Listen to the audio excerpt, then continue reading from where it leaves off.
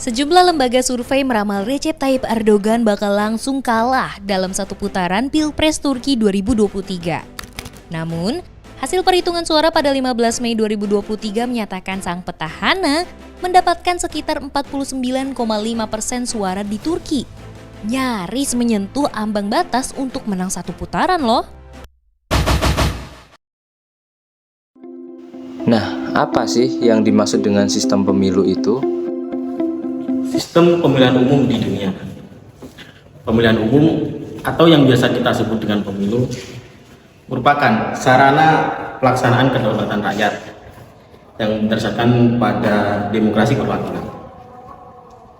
Pemilu diartikan sebagai mekanisme penyeleksian dan pendelegasian atau penyerahan kedaulatan kepada orang atau partai yang dipercayai.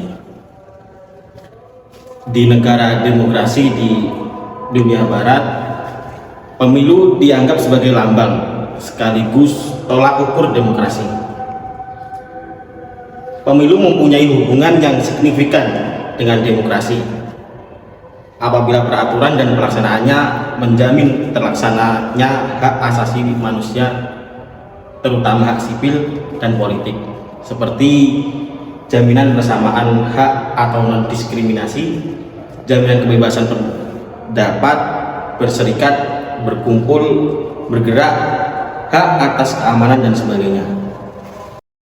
Apa sih makna dari pemilu? Makna pemilu. Yang pertama, perspektif tujuan. Sebagai pemindahan konflik dari masyarakat kepada perwakilan politik agar integritas masyarakat tetap terjaga. Yang kedua, perspektif tingkat perkembangan negara. Sebagai alat untuk membenarkan rezim yang berkuasa. Dan yang ketiga, perspektif demokrasi liberal. Sebagai upaya meyakinkan dan melibatkan individu dalam proses politik. Nah, selanjutnya kita akan mengenal apa saja sistem pemilu yang digunakan di dunia. Sistem pemilu di dunia ini terdapat 3 sistem pemilu. Yang pertama sistem distrik, yang kedua sistem proporsional, dan yang ketiga sistem campuran. Nah, apa itu sistem distrik? Nah, sistem distrik adalah suatu wilayah atau suatu distrik pemilihan yang memilih satu wakil tunggal atau single member constituents atas dasar suara terbanyak atau lawan yang kalah dianggap hilang. Nah, yang kedua yakni sistem proporsional. Apa itu sistem proporsional? Yaitu suatu wilayah daerah pemilihan yang memilih beberapa wakil atau multi-member constituents yang jumlahnya ditentukan berdasarkan rasio. Seperti misalnya 1:4.000, yakni satu wakil dipilih oleh 4.000. Nah, yang ketiga adalah sistem campuran, yaitu gabungan dari sistem distrik dan sistem proporsional. Yang merupakan varian dari sistem ini adalah parallel sistem member mix member proporsional. Nah, selanjutnya apa yang dimaksud dengan sistem distrik atau pluralitas? Sistem distrik adalah sistem untuk terpilih di suatu daerah. Seorang kandidat harus mendapatkan jumlah suara tertinggi dari suara yang sah atau mayoritas suara dari suara yang sah dalam distrik tersebut. Sistem terbagi ke dalam 4 varian. Yang pertama, first past the post, atau sistem ini dikenal sebagai sistem distrik murni.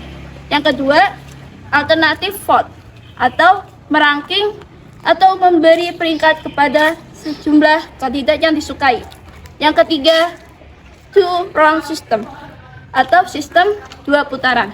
Yang keempat adalah block vote, merupakan sistem block vote, disebut juga approval voting.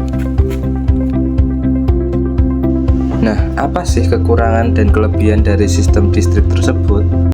Keuntungan dan kelemahan sistem distrik. Untuk keuntungan yang pertama, fragmentasi atau kecenderungan untuk membuat partai dapat dibendung. Yang kedua, dapat mendorong penyederhanaan partai tanpa paksaan. Yang ketiga, wakil distrik yang duduk di DPR dapat lebih dekat dengan rakyat pemilihnya.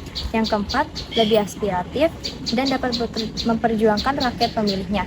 Lalu, kelemahan sistem distrik.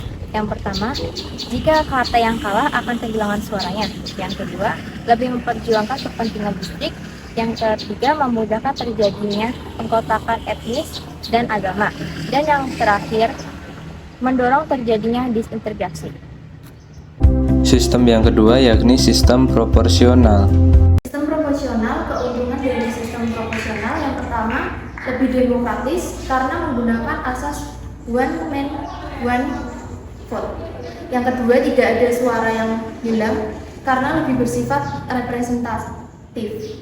Yang ketiga lebih mengutamakan kepentingan nasional daripada kepentingan distrik atau daerah. Yang keempat, kualitas wakil rakyat yang akan duduk di DPR dapat terpantau dan terseleksi dengan baik melalui sistem daftar calon. Kemudian kelemahan sistem proporsional. Yang pertama, kurang mendorong partai-partai untuk bekerja sama satu sama lain. Yang kedua, cenderung mempertajam perbedaan antara partai. Yang ketiga, wakil yang dipilih punya kemungkinan tidak mewakili rakyat pemilihnya.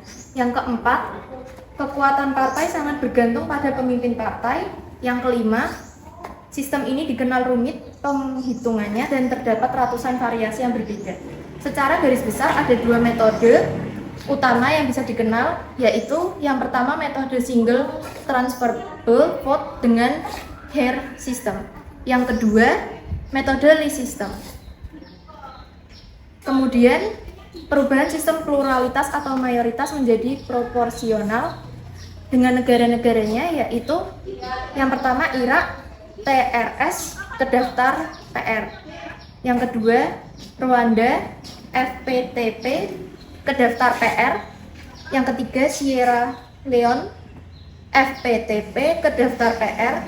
Yang keempat, Afrika Selatan, FPTP ke daftar PR. Yang kelima, Moldova, TRS ke daftar PR. Dan sistem yang terakhir yakni sistem campuran. Sistem campuran, apa sih sistem campuran itu? Nah, sistem campuran adalah kedua sistem pemilihan mengandung segi positif dan segi negatif. Dan setiap negara harus menentukan ciri-ciri mana dari sistem mana yang paling baik.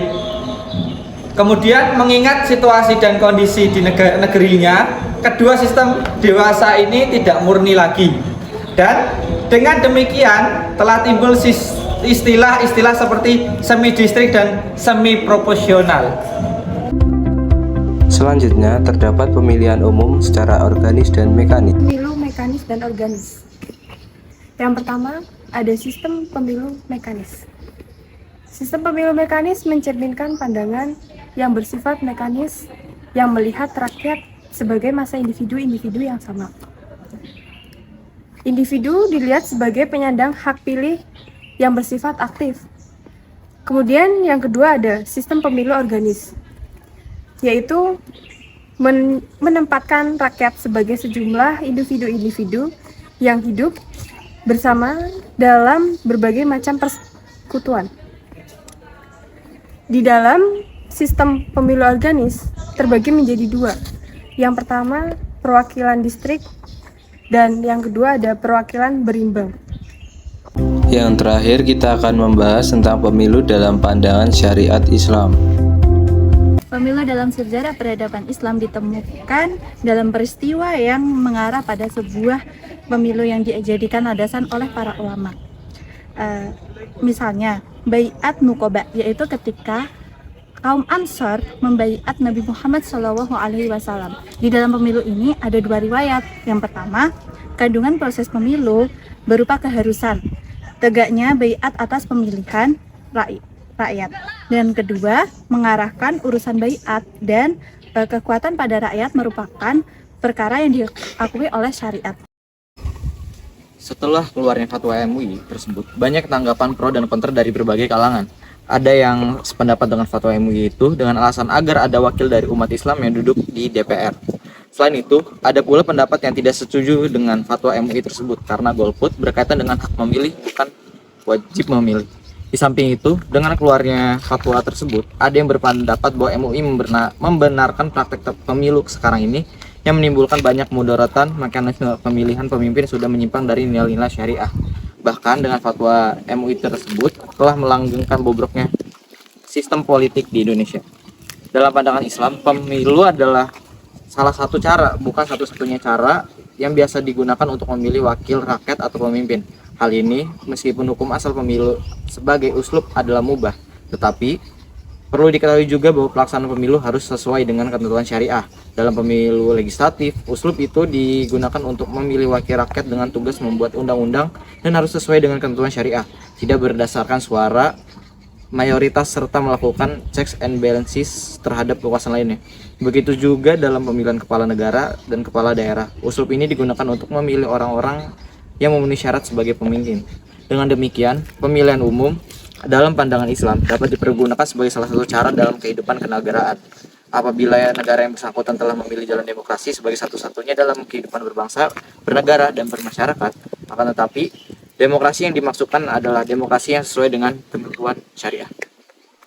Hati-hati, sebentar lagi pemilu, suara kita akan diperebutkan dengan berbagai macam cara. Mari ingat pengalaman yang dulu.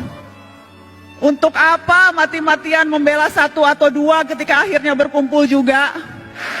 Buat apa musuh-musuhan sampai seolah-olah dunia akan berhenti kalau ternyata yang kalah bergabung dengan yang menang atas nama demi bangsa?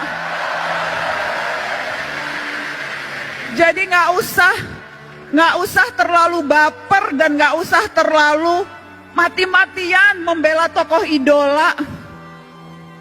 Karena sekali lagi, hitung-hitungan mereka terkadang bukan kita, hitung-hitungannya untung rugi, Pak. Untung rugi kalkulasi politik aja.